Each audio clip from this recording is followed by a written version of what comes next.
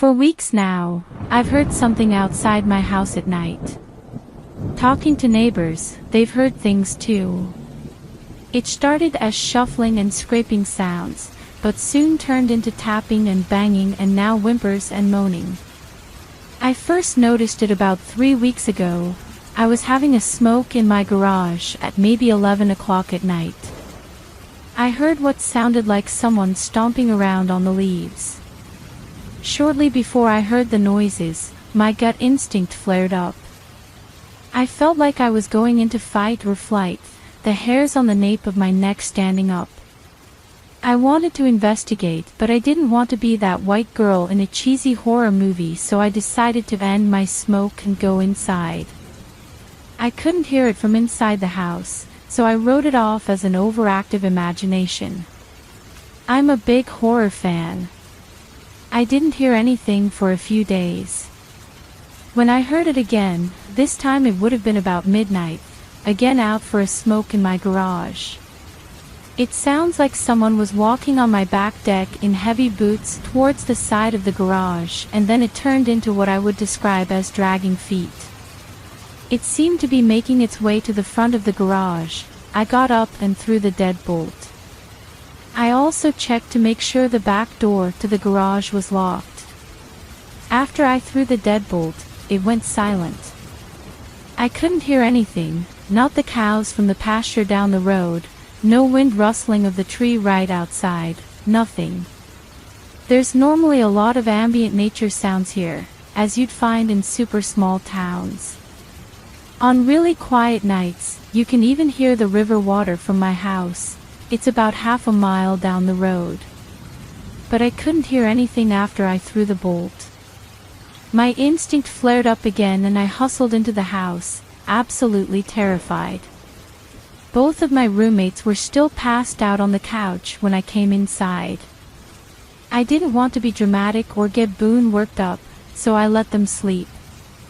Griff is very level-headed and probably would have rationalized it and helped me see reason, but Boone is very high-strung and superstitious. He would have gotten worked up and scared, and I didn't want to do that to him. As before, it was a few days before I heard anything again, but this time, it was worse. It started relatively the same as before, with the sound of someone dragging their feet on the back deck, around the side of the garage and to the front. I got up and checked the locks, starting to get worked up. But I heard whatever it was stop in front of the front door. I was staring at it, only standing a few steps away. And then the tapping started. It sounded like someone was tapping on the window on the side of the garage, which would be about 15 feet from where I heard the dragging sound stop. I looked at the window, but it was dark. Normally I can see the neighbor's outside light through that window, but it seemed like something was blocking out the entire window. I rushed inside.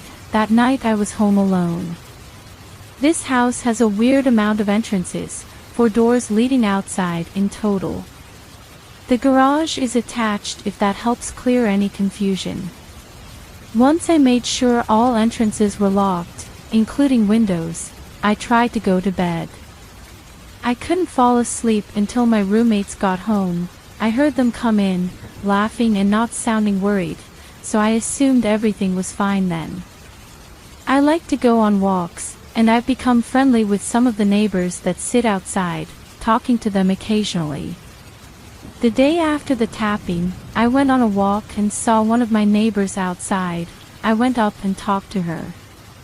After some small talk, I brought up what was going on. She said she's been having a similar experience, with it sounding like someone's pacing her yard at night.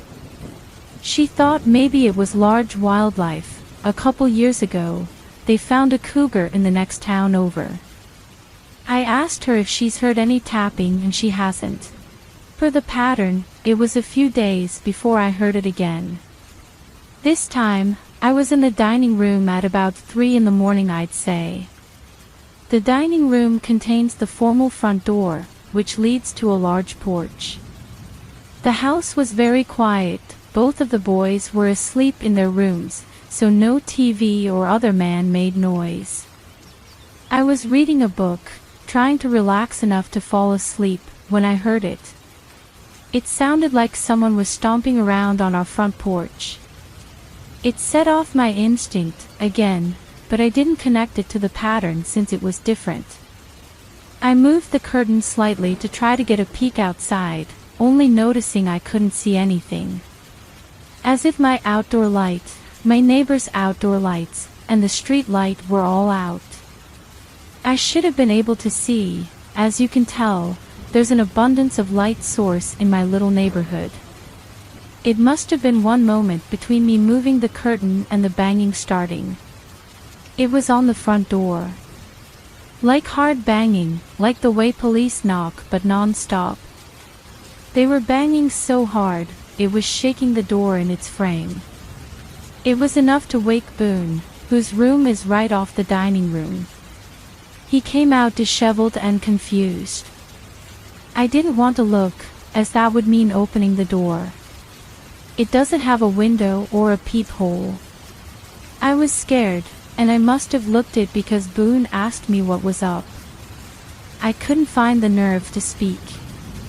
He went for the door, and as soon as he touched the handle, that's when the window started.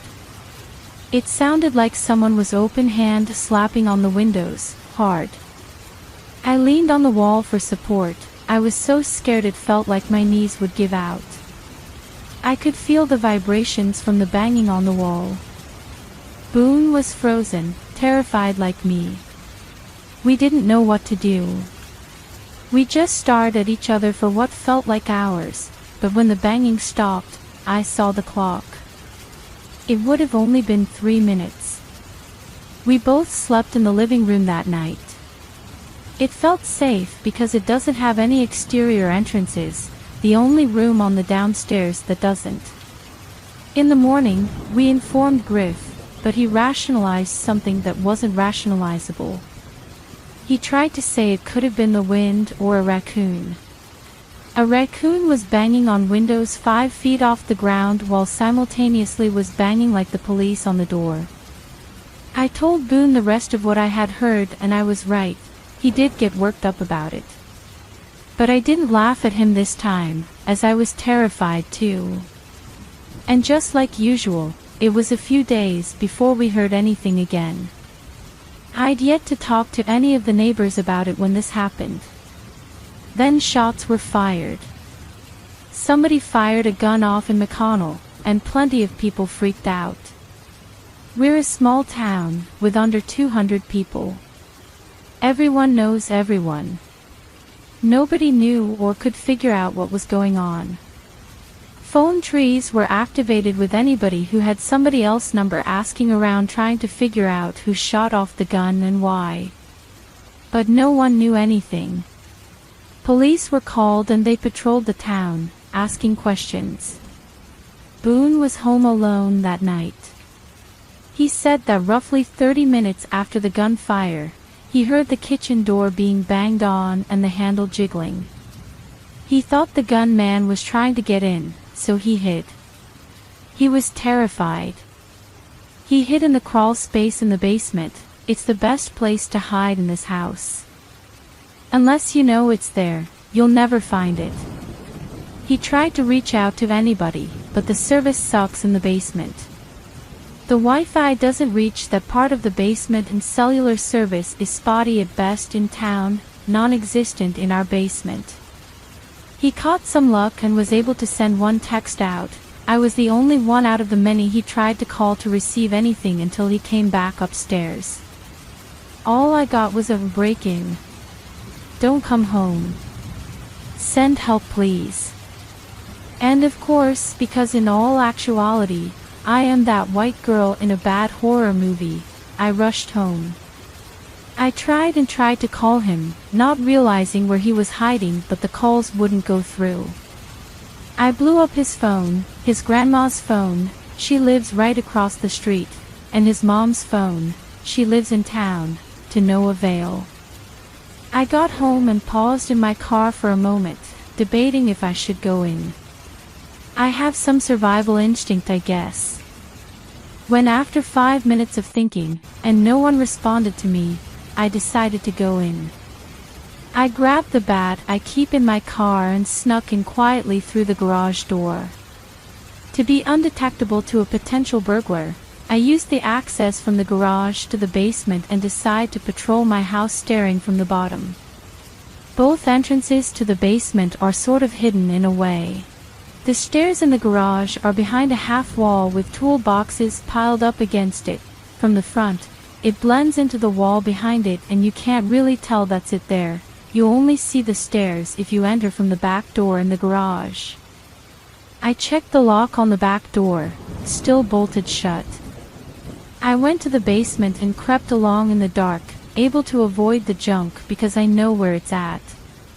I was sneaking past the crawl space, barely lit up by the light coming in through the small window in that room, when I heard my name whispered.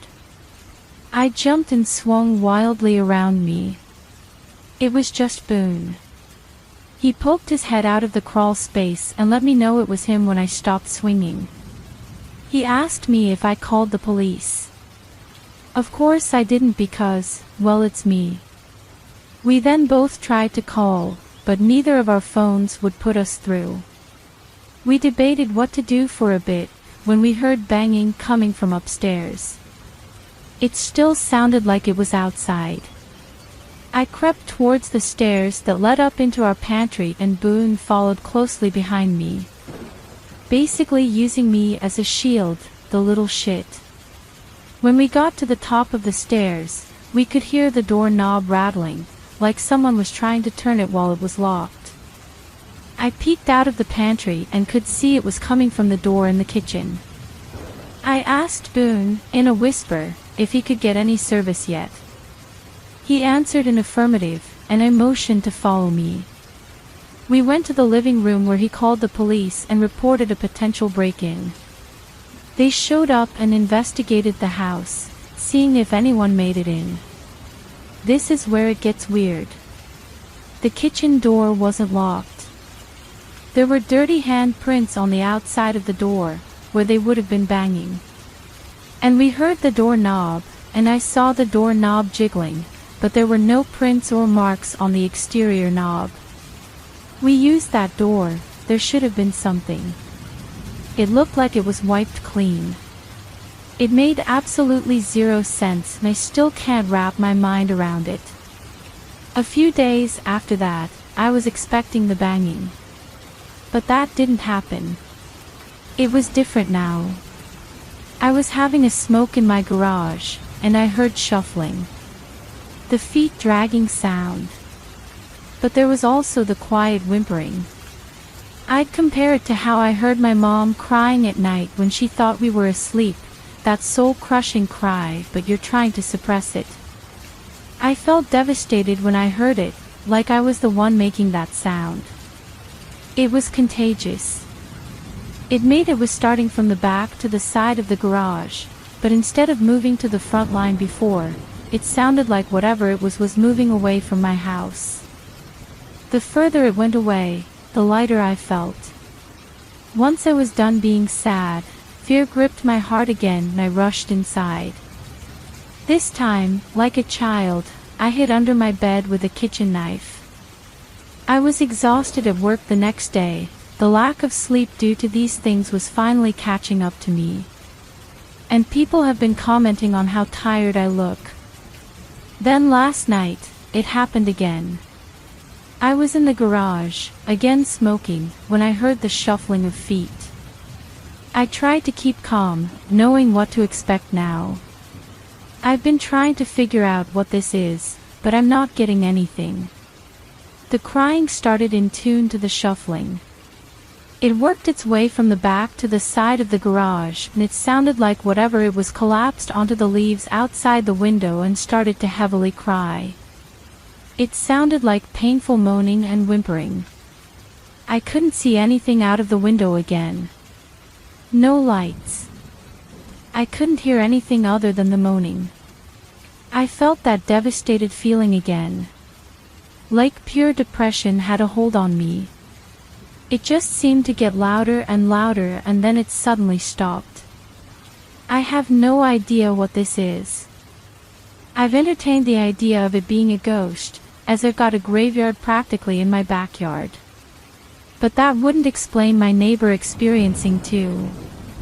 Boone thinks it's a ghost or something too, but that answer just feels wrong. I'm wondering if the shooting and my occurrences are related, but how? And what was up with that doorknob?